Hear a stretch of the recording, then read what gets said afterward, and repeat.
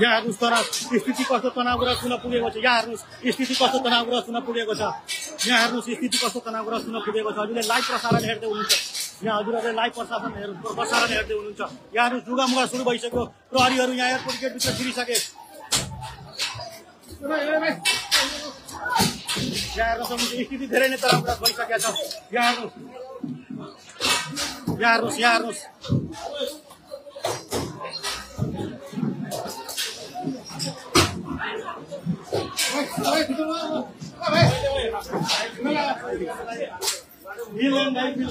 जागिर खाएको छ।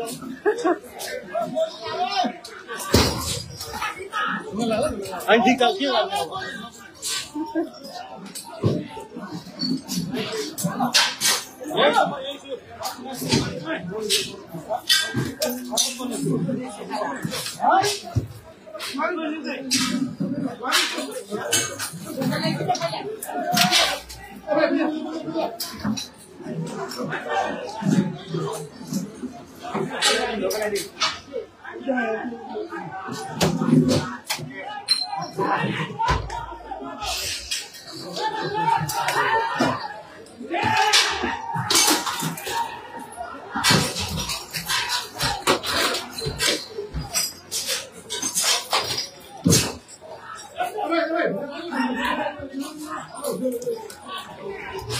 क्या भाई यताबाट नगर।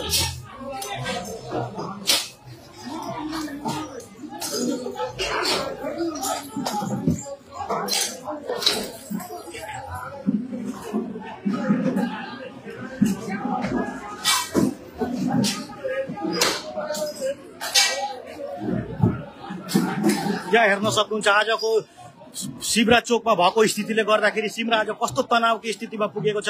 यहाँ जेनजी युवा र एमआरए कार्यकर्ताको बीचमा भएको झडपले अहिले कस्तो मोड लिएको छ हजुरहरूले प्रत्यक्ष लाइभमा हेर्न सक्नुहुन्छ।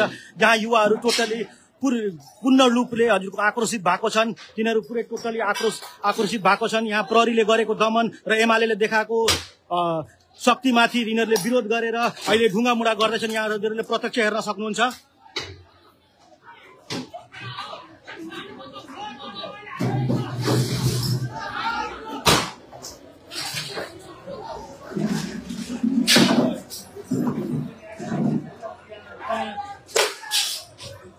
यहाँ आँसु ग्यास पहिलो आँसु ग्यास फायर भएको छ। हजुरहरूले प्रत्यक्ष लाइभ हेर्न सक्नुहुन्छ। पहिलो आँसु ग्यास फायर भइसक्यो। यहाँ हजुरहरूले प्रत्यक्ष हेर्न सक्नुहुन्छ।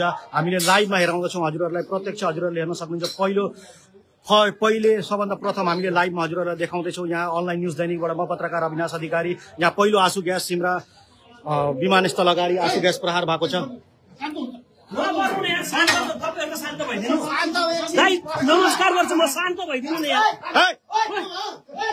भाइ दाइ तपाईहरु शान्त भइदिनु तपाईहरु शान्त भइदिनु एकतर्फी शान्त गरिदिनु मेरो भाइ भन्नु सबलाई केटा सबै शान्त हो त तपाईहरु नगर्नु नि त यार नगर्नु नि यार मेरो भाइ ओइ यार यस्तो जनताबडी लाग्ने आफ्नै जनता मर्ने हो ठीक छ शान्त हुन सक्नु हाम्रो पनि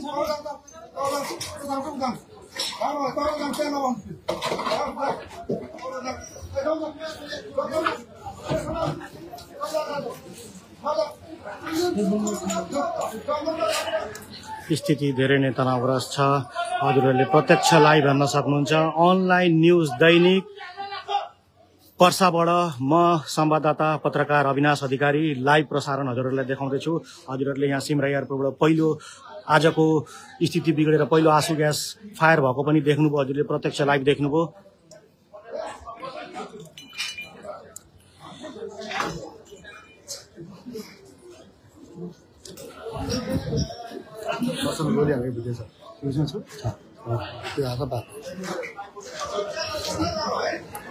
हामी पनि अहिले आँसु ग्यासको प्रहारले गर्दाखेरि हाम्रो पनि आँखा पोलिरहेको छ। यहाँ हजुरहरूले हेर्न सक्नुहुन्छ। हाम्रो पनि आँखा पोलिरहेको छ। त्यही पनि हामीले यहाँ प्रत्यक्ष लाइभ हजुरहरूलाई देखाउँदैछौँ। अनलाइन न्युज दैनिकबाट म पत्रकार अविनाश अधिकारी।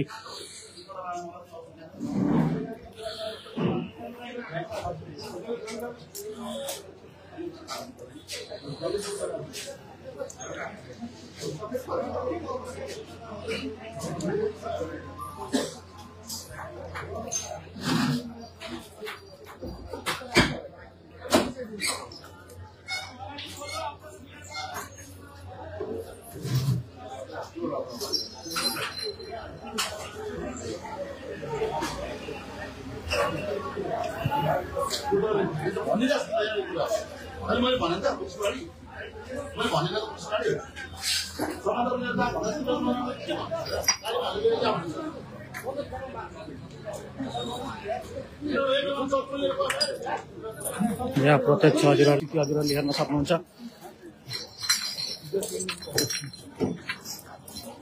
एयरपोर्ट भित्रको स्थिति पनि हजुरहरूले हेर्न सक्नुहुन्छ, प्रत्यक्ष हेर्न सक्नुहुन्छ कसरी बोतल प्रहार भएर यहाँ प्रहरीमाथि बोतल प्रहार भएको थियो। यहाँ हजुरहरूले प्रत्यक्ष हेर्न सक्नुहुन्छ।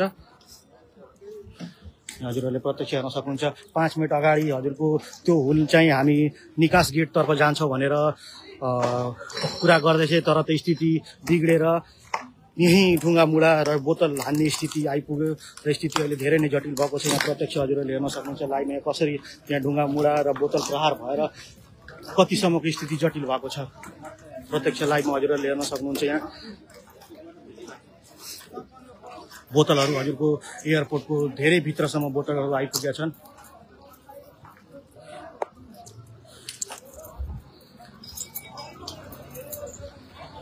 हजुरको मोबाइल हराएको गाडीको चाबी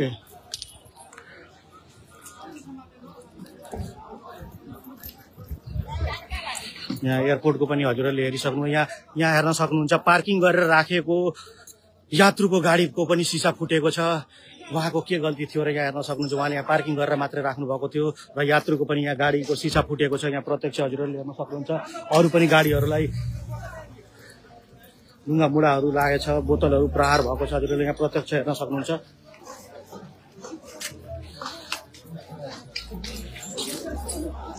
हामी अब एयरपोर्टको बाहिर निस्किँदैछौँ। हजुरहरूले स्थिति हेर्नुहोस्, स्थिति हेर्नुहोस्।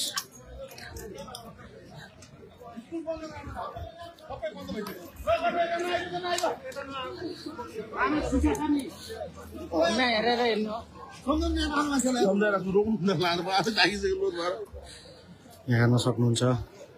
अहिलेको लागि चाहिँ म यो लाइभ इन्ड गर्छु। अनलाइन न्युज दैनिकबाट म पत्रकार अविनाश अधिकारी। धन्यवाद। हेर्न सक्नुहुन्छ युवाहरू अब यहाँ एयरपोर्टमा आइसकेका छन्। तिनीहरूलाई कहीँबाट सूचना पाएको छ आज सिमरा एयरपोर्टमा महेश बस्नेत र अरू नेताहरू, एमालेका नेताहरू, बडा नेताहरू यहाँ आउँदैछन् र उहाँहरूको परवानीपुरमा कार्यक्रम छ भनेर युवाहरूलाई थाहा भइसक्यो। त्यस कारणले नै सिमरा चोकमा आन्दोलन चर्केको थियो। एमाले पक्ष र जेएनजी युवाको पक्ष दुवै पक्षमा हातपात भएको थियो। एमाले कार्यकर्ताहरूले गएर जेएनजी युवाहरूलाई हातपात गरेका थिए र प्रहरीहरू पनि मौन भएर बसेका थिए भनेर यो सबै जेएनजी युवाहरूले भनेका हुन्। हजुरहरूले प्रत्यक्ष अघिनको लाइभमा हेरिसक्नुभयो। अहिले पनि हजुरहरूले यहाँ हेर्न सक्नुहुन्छ युवाहरू पुरै आक्रोशित छन्। यिनीहरूले शान्तिपूर्ण आन्दोलनमा आएका थिए, तर यो आन्दोलनमा घुसपेट भएर एमाले कार्यकर्ताहरूले एमाले